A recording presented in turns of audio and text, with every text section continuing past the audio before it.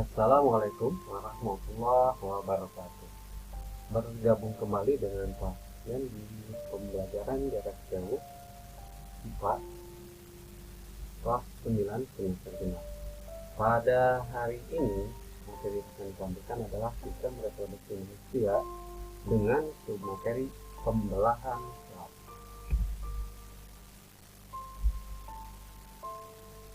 Tujuan pembelajaran adalah menjelaskan proses pembelahan sel.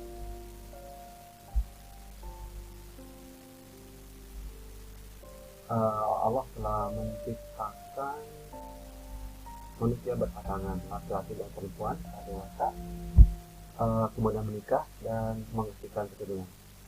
Mengapa bisa menghasilkan keturunan? Karena mempunyai sistem reproduksi. Bayangkan kalau tidak mempunyai sistem reproduksi, apa yang terjadi? Yang terjadi, manusia tidak bisa menghasilkan keturunan sehingga nanti akan punah keberadaannya. Sebelum membahas ke sistem reproduksi, kita akan bahas dulu mengenai pembelahan sel. Jadi awalnya tubuh manusia itu terbentuk dari satu sel, kemudian makin lama makin banyak sehingga manusia semakin atau makhluk hidup semakin berkembang. Nah, kenapa terjadi pembelahan sel? Ada 3 alasan. Yang pertama adalah untuk pertumbuhan, yang kedua untuk perbaikan, yang ketiga untuk reproduksi. Pertumbuhan merupakan ciri dari makhluk hidup. Kenapa bisa bertumbuh? Karena selnya mengalami pembelahan sehingga semakin banyak, akibatnya volume tubuh makhluk hidup semakin besar. Yang kedua adalah perbaikan. Ini terjadi ketika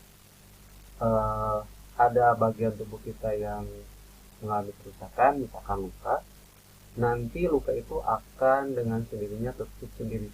Kenapa bisa seperti itu? Karena sel-sel membelah sehingga jaringan-jaringan yang rusak itu bisa diperbaiki oleh sel tersebut. Yang ketiga adalah reproduksi. Reproduksi atau berkembang biak merupakan ciri dari makhluk hidup. Kenapa bisa bereproduksi? Nah, ini terjadi karena mempunyai sel-sel kelamin. Dan sel kelamin itu dihasilkan oleh sel-sel yang mengalami pembelahan.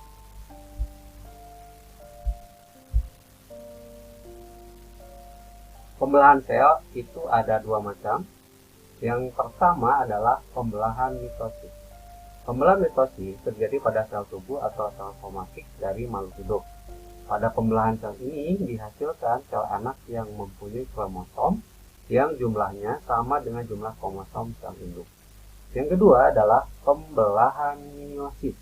Ini hanya terjadi pada organ kelamin.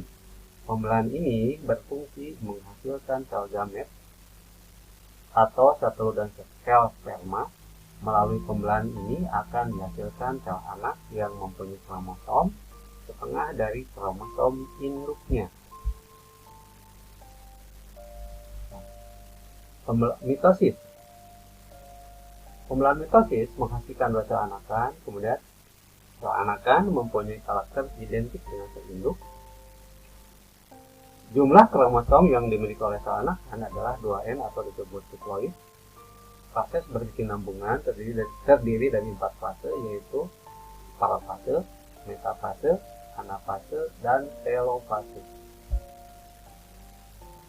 Berikut ilustrasi atau gambar fase-fase pembelahan mitosis. Untuk telofase, nah di sini kelonong pembelahan terbentuk, ini kelonong pembelahan. Kemudian kromosom terdiri atas 2 kromatit bersaudara. Lalu kemudian membran inti mulai rusak menjadi bagian-bagian kecil. Ini membran inti. Kemudian benang-benang kromatin memandat menjadi kromosom. Jadi ini asal benang kromatin, jadi kromosom. Lalu kemudian berikutnya fase metafase. Untuk metafase dicirikan oleh kromosom berjejer pada bidang pembelahan di sini. Nah yang ini adalah genom pembelahan, yang ini adalah sentrosom, yang ini kromosom. Kemudian berikutnya maju ke anafase. Nah untuk anafase, kromatid saudara dari setiap pasangan memisah menuju kutub yang berlawanan. Nah ini memisah nih, memisah ya, menuju kutub yang berlawanan. Pada akhir fase kedua, kutub sel memiliki kromosom yang jumlahnya sama. Pada akhir fase, nah di sini pada akhir ini, akhir anafase, kedua kutub sel ini memiliki jumlah kromosom yang jumlahnya sama. Jadi di sini ya, jumlah di kromosom di sini dan di sini sama. Lalu kemudian pada fase berikutnya telopase. Nah untuk telopase, membran inti mulai kembali bergabung. Nah di sini membran inti, kromosom mulai meregang gitu ya. Lalu kemudian ini akan membelah menjadi sel anakan. Ini yang bagian ini adalah cincin pembelahan. Berikutnya meiosis. Kalau meiosis itu menghasilkan basa anakan sama kromosom separuh dari jumlah kromosom sel induk. Jumlah kromosom sel anakan adalah N, disebut haploid. Kita lihat fase-fase pembelahan meiosis. Nah ini hampir sama dengan mitosis, cuman lebih panjang ya fasenya. Jadi ada dua fase, ada meiosis 1, ada meiosis 2. Kita lihat tahapan-tahapannya. Pada fase 1 di sini membran inti mulai rusak. Di sini membran inti mulai rusak menjadi bagian-bagian kecil, terbentuk gelondong pembelahan. Kemudian benang kromatid memadat menjadi kromosom, kemudian jadi pindah silang. Kemudian, nah ini gambar ini bagian-bagiannya kromatid bersaudara, ini kromatid ini berpasangannya bersaudara, lalu mengalami pindah silang. Berikutnya adalah metafase 1, kromosom berjejer pada bidang pembelahan. Jadi nanti si protein ini bergerak ke sini ke bidang pembelahan. Lalu berikutnya ke anafase 1. Anafase 1, kromosom homolog memisah. Jadi si homolog memisah kemudian bergerak ke kutub yang berlawanan. Jadi ada kutub ke sebelah sini dan ke sebelah sini. Lalu berikutnya adalah telopase 1. Kromosom homolog memisah dan bergerak ke kutub yang berlawanan. Membran inti, nah mulai terbentuk kembali. Sitokinesis menyebabkan terbentuk dua sel anakan. Ini membentuk dua sel anakan. Nah setelah terbentuk dua sel anakan lagi, nanti mengalami fase berikutnya yaitu fase 2 ya. Jadi ini anakan pertama, anakan kedua. Nah di sini membran inti mulai rusak menjadi bagian kecil, kromatid mulai bergerak ke bidang pembelahan, ini juga sama. Lalu berikutnya masuk ke metafase 2, kromosom berjejer pada bidang pembelahan.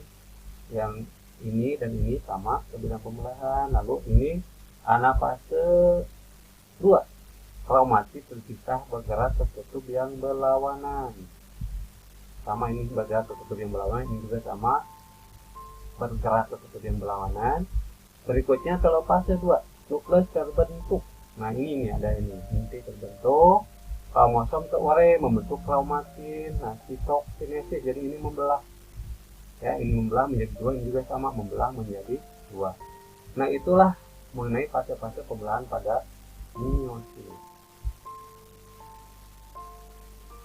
Baik anak-anak semua, materi untuk hari ini Bapak cukup sekian. Nanti kalau misalkan ada pertanyaan atau apapun bisa dijelaskan atau bisa ditanyakan lewat WA grup. Sampai bertemu lagi pada pertemuan yang akan datang. Wassalamualaikum warahmatullahi wabarakatuh.